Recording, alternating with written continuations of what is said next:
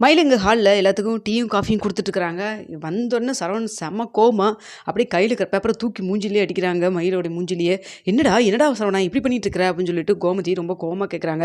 இவ பண்ண லட்சணத்துக்கு வேற யாராவது இருந்தாங்க இன்னும் கழுத்த பிடிச்சு வெளில தள்ளியிருப்பாங்க. இப்படி பேசிட்டே இருப்பாங்க அப்படின்னு சொல்றாங்க. "என்னடா பிரச்சனை? என்னடா ஆச்சு?" அப்படின்னு சொல்லி கேட்குறாங்க. "என்ன ஆச்சா? இங்க பாருங்க. இவ வயசு என்னன்னு பாருங்கம்மா" அப்படின்னு சொல்லிட்டு குடுக்குறாங்க. அந்த பேப்பர எடுத்து பார்க்குறாங்க. பார்த்துட்டு, "என்னடா உன்ன விட இவ்வளோ மூத்தவளா இருக்கா?" அப்படின்னு சொல்றாங்க. இந்த லட்சணத்துல என்னைய வேற மாமா மாமான்னு கூப்பிட்றா. இவள நான் அக்கான்ல கூப்பிடணும் அப்படின்னு சொல்றாங்க.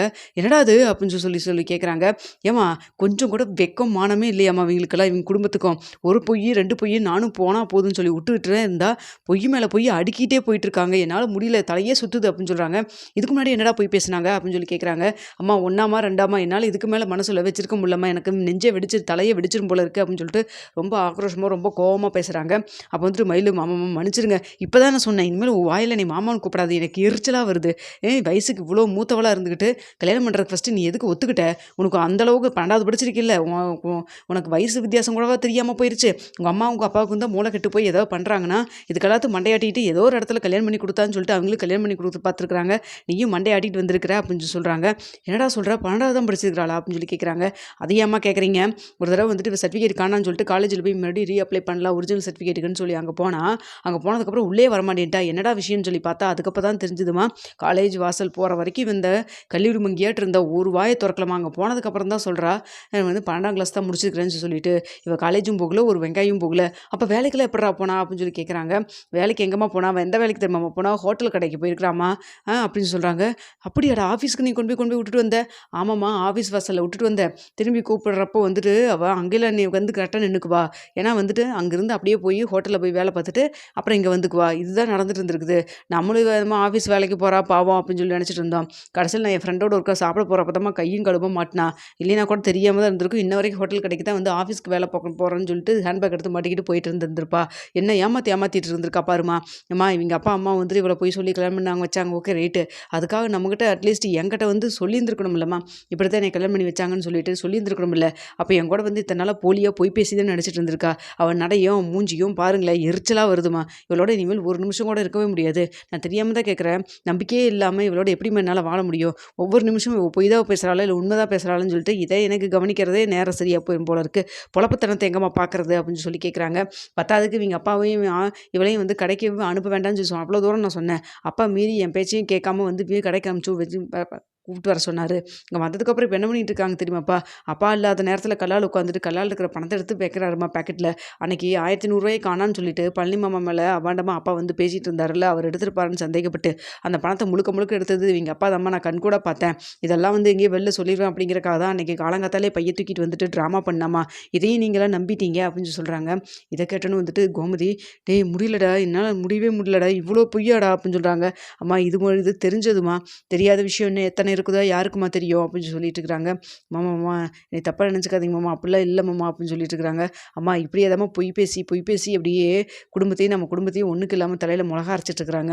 யார வேணா நம்பலாம். இவள நம்பக்கூடாது. இவ குடும்பத்தையும் நம்பக்கூடாதும்மா" அப்படின்னு சொல்லிட்டு இருக்கிறாங்க. பேசிட்டு இருக்கப்பயே கரெக்ட்டா வந்துட்டு மயிலுடைய அப்பாவும் வந்துடுறாங்க.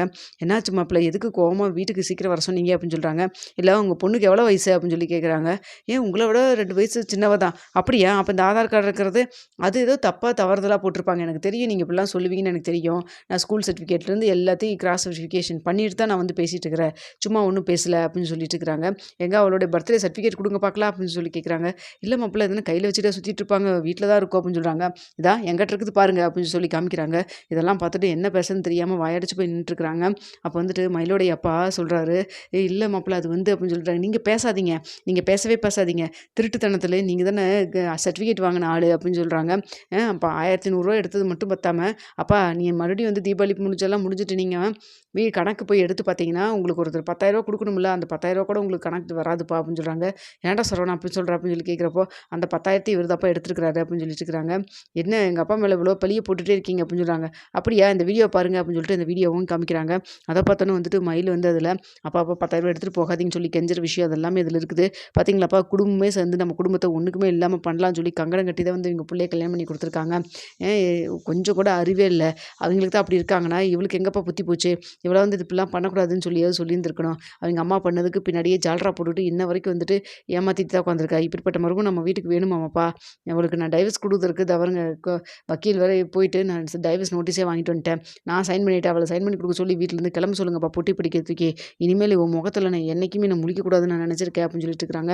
மாமா, மாமா இவ்வளோ தூரம் கோவப்படாதீங்க மாமா. ப்ளீஸ் மாமா மன்னிச்சிடுங்க. இந்த ஒரு தடவ மன்னிச்சிடுங்க அப்படின்னு சொல்றாங்க. ஏன்டி தெரியாம தான் கேட்குறேன். அன்னைக்கே நீ படிக்கலைங்கிற விஷயம் தெரிஞ்சோனே வந்துட்டு என்ன சொன்னேன்? இது ஒண்ணு தான் பொய். இதுக்கு மேல இந்த பொய் நான் பேசவே இல்ல. எதுவும் நான் சொல்லவே இல்ல அப்படின்னு சொல்லிட்டு சத்தியம் பண்ணியல்ல. அப்ப அந்த சத்தியம்லாம் என்னது? பொய் தானே? பொய்யுக்கே ஒரு பொய் சத்தியம் தானே பண்ணிட்டு இருக்கிற நீயி. இதுக்கு மேல நீ சொல்றத நான் எப்படி நம்ப முடியும்? அப்படின்னு சொல்றாங்க. இல்ல மாமா இதுக்கு மேல தப்பெல்லாம் இருக்காது. கொஞ்சம் நம்புங்க அப்படின்னு சொல்றாங்க. "போதும்டா சாமி உன்னோட வாழ்ந்ததும் போதும், இத்தன நாளா இருந்ததும் போதும்" அப்படின்னு சொல்லிட்டு இருக்காங்க. இதெல்லாம் பார்த்துருக்கிற பாண்டியன் எதுவுமே பேசாம இருக்காரு. அப்போ வந்துட்டு, "சம்மந்தி நீங்களாவது சொல்லுங்க சம்மந்தி" அப்படின்னு சொல்றாங்க. "யாருக்கு யாரு சம்மந்தி? உங்க பொண்ண கூட்டிட்டு ஒழுங்கா போயிருங்க. போலீஸ் ஸ்டேஷன் வரைக்கும் போய் நான் கம்ப்ளைண்ட் பண்ணாம இருக்கிறேன்னு சொல்லி சந்தோஷப்படுங்க. ஒழுங்கா கூட்டிட்டு போயிட்டே இருங்க பார்த்துக்கங்க" அப்படின்னு சொல்லிட்டு இருக்கிறாங்க. "அப்பா இதுக்கு மேல இவங்கள நம்பி வீட்டுக்குள்ள விட்டீங்கன்னா, நம்ம வீட்ட ஒண்ணுக்குமே இல்லாம பண்ணிருவாங்கப்பா. அப்பா வாய தொறந்தா பொய்யுப்பா.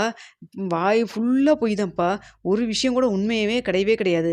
எப்படிப்பா இவங்களோட வாழ முடியும்? இவளோட வாழ முடியும்? சொல்லுங்க பார்க்கலாம்" அப்படின்னு சொல்லிட்டு இருக்கிறாங்க. இதெல்லாம் பார்த்துட்டு வந்துட்டு, அப்போ வந்து பாண்டியன் சொல்றாங்க, "எதுக்கும்மா இவ்ளோ பொய்யி? உங்க அப்பா, அம்மா தான் உன்னைய கல்யாணம் பண்றதுக்காக வந்துட்டு ஏதோ பொய் சொல்லியிருக்காங்கன்னா, அட்லீஸ்ட் நீயாவது அவங்ககிட்ட உண்மையா இருந்திருக்கணும்ல." அப்படின்னு சொல்றாங்க. அப்போ கவர்மெண்ட் சொல்றாங்க, "ஏம்மா இவ்ளோ பொய்யெல்லாம் இம்புட்டு பொய்யெல்லாம் ஆகவே ஆகாதும்மா என் குடும்பத்துக்கு. மத்ததெல்லாம் கூட சரி படிக்கலையா அதெல்லாம் கூட பரவால்ல ஏத்துக்கலாம். எல்லாருமே படிச்சிருக்காங்களா? ஓகே ரைட் அது கூட ஏத்துக்கலாம். ஆனா வயசுக்கு மூத்திருக்கேம்மா, இது எப்படி உங்க அப்பா வந்து கல்யாணம் உங்க அம்மா, உங்க அப்பாவும் கல்யாணம் பண்ண சொல்லி சொல்லியிருக்காங்க. நீயும் வந்து ஓகேன்னு ஒத்துக்கிட்ட." அப்படின்னு சொல்லிட்டு இருக்காங்க. இதெல்லாம் பார்த்துட்டு உடனே மயிலோட அம்மா சொல்றாங்க, சம்மந்தி மன்னிச்சிடுங்க சம்மந்தி. நெறைய சம்மந்தம் வந்துச்சு. ஆனா எல்லாமே இவ படிக்கலைன்னு வந்தது. அதனால தான் படிச்சிருக்கான்னு சொல்லிட்டோம். அப்புறம் வந்துட்டு நீங்க குடும்பமே எல்லாமே நல்லா புடிச்சிருந்தது எங்களுக்கு. ஓகேவா இருந்தது. அதனால தான் நல்ல குணமா இருக்கீங்கன்னு சொல்லிட்டு சம்மதத்த ஏன் அந்த வயசு வித்தியாசத்துக்காக வந்துட்டு தள்ளி வைக்காட்டின்னு சொல்லிட்டு தான் நாங்க வந்துட்டு அத மறைச்சுட்டோம். மன்னிச்சிடுங்க தப்பு தான். இப்ப என்ன வயசுல மூத்தவங்க கல்யாணம் பண்ணி குடும்பம் நடத்தலையா என்ன? அதெல்லாம் ஒண்ணும் ஆகாதுங்க அப்படின்னு சொல்லிட்டு இருக்கிறாங்க. ஏங்க உங்களுக்கு இது சாதாரணமா இருக்கு. ஏன்னா தப்பு பண்ணது நீங்க. நாங்கலாம் எதுக்குங்க இப்படி வந்துட்டு அனுசரிச்சு போகணும் அப்படிங்கிற மாரி வந்து சரவணன் கோவமா கேட்குறாங்க. அப்ப வந்துட்டு உடனே கோமதி சொல்றாங்க, "இங்க பாருங்க என்ன இருந்தாலும் சரி நீங்க பண்ணது முழுக்க முழுக்க தப்புதாங்க. வயசுக்கு மூத்தவங்கன்னு சொல்லிட்டு சொல்லியிருந்தா நாங்க எதுக்குங்க உங்ககிட்ட சம்மதமே பண்ணியிருந்திருக்க போறோம்" அப்படின்னு சொல்லி பேசுறாங்க. அப்ப வந்து பாண்டியன் சொல்றாங்க, "சம்மந்தி நீங்க இப்படிலாம் பண்ணுவீங்கன்னு நினைக்கவே இல்ல. கடையில நம்பி உங்கள விட்டதுக்கு காச வேற எடுத்திருக்கிறீங்க. நான் இங்க பழனிய புடிச்சு திட்டிட்டு இருக்கிறேன். ஏம்மா மயிலு நீ பார்த்துக்கிட்டு தானப்பா இருந்த. அப்போவாது சொல்லியிருந்திருக்கலாம்ல. எங்க அப்பா தான் இந்த செலவுக்கு எடுத்துட்டாருங்கிற மாரி சொல்லியிருக்கலாம்ல. நான் அவன வந்து சந்தேகப்பட்டு பேசிட்டு இருக்கிறேன். இதனால சுகன்யா மனசு எவ்வளோ தூரம் வருத்தப்பட்டுருக்கும் அப்படின்னு சொல்றாங்க. அண்ணே உங்களுக்கு இப்போவாது எங்கள பத்தி தெரிஞ்சுதே. இதுக்கெல்லாம் தான் வந்துட்டு இது பண்ணா தான் அவர் வந்துட்டு அவிங்க அண்ணா வீடு தனியா கடை வச்சு குடுக்குறேன்னு சொல்லிட்டாரு. இவ்வளோத்தையும் பார்த்துட்டு என்னால சகிச்சுட்டு இருக்கவே முடியல. நான் அவர்கிட்ட போய் சொன்னேன். அவிங்க கடை வச்சு குடுக்குறேன்னு சொல்லியிருக்காங்க அப்படின்னு சொல்றாங்க. என்னம்மா சொல்ற? அப்படின்னு சொல்லி கேட்கிறப்போ, ஆமா அத்தை உங்ககிட்ட இத பத்தி பேசுறேன்னு சொன்னாங்க. பேசலையா? அப்படின்னு சொல்லி கேட்குறாங்க. தெரியலையேம்மா, இல்லையாம்மா அப்படின்னு சொல்லி பேசிட்டு இருக்கிறாங்க. அப்போ கௌதமி சொல்றாங்க, ஏங்க இத பத்தி அப்புறமேல் பேசிக்கலாங்க. ஃபர்ஸ்ட்டு ஏன் இப்படியெல்லாம் பண்ணாங்கன்னு சொல்லி கேளுங்க. என்னால இத பார்த்துட்டு என்னால சரவணன் வாழ்க்கைய என்ன பண்றதுன்னு எனக்கு ஒண்ணுமே புரியல. அவன் டைவர்ஸ்க்கு மேல சொல்றாங்க. எனக்கு தலையே சுத்துது. எனக்கு மட்டும் ஏன் இவ்ளோ பிரச்சனை மேல பிரச்சனை வருது. இப்பதான் அரசியல் பிரச்சனை வந்து கொஞ்சம் ஓஞ்சிருக்குன்னு நெனச்சா, அடுத்தது இவன் பிரச்சனை ஆரம்பிச்சிருக்குதே அப்படின்னு சொல்றாங்க. அம்மா நீ வருத்தப்படாதம்மா. இவ கூட வாழ்நிலாவே நான் ரொம்ப சந்தோஷமா இருப்பேன். தயவுசெய்து அவளோட சேர்ந்து வாழுன்னு